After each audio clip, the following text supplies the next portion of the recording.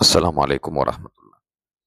কিভাবে জানবেন হজ এজেন্সি নিবন্ধিত কিনা, সরকার অনুমোদিত কিনা? আপনারা ১ম এ চলে যাবেন haj.gov.bd তে।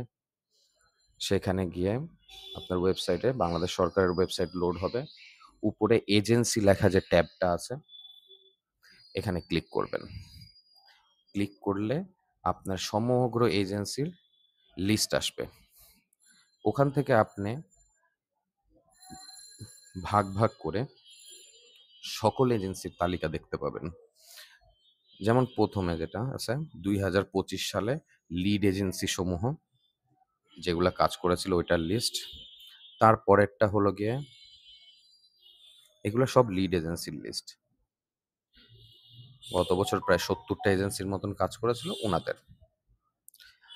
পরেরটা হলো গিয়ে হজ এজেন্সি ২০২৫ এ যারা অনুমোদন পেয়েছে এবং কাজ করেছে তাদের তালিকা। এখানে সবাই মানে ২০২৫ অনুমোদিত হজ এজেন্সির মোটামুটি সবাই হজ এজেন্সি কাজ করেছে।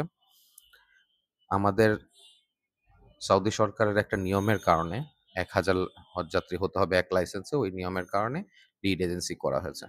তারপরেরটা হলো গিয়ে মন্ত্রণালয়ের যাচাইকৃত হজ এজেন্সিগুলা। তারপরে যাদের প্রাক নিবন্ধনের পারমিশন আছে।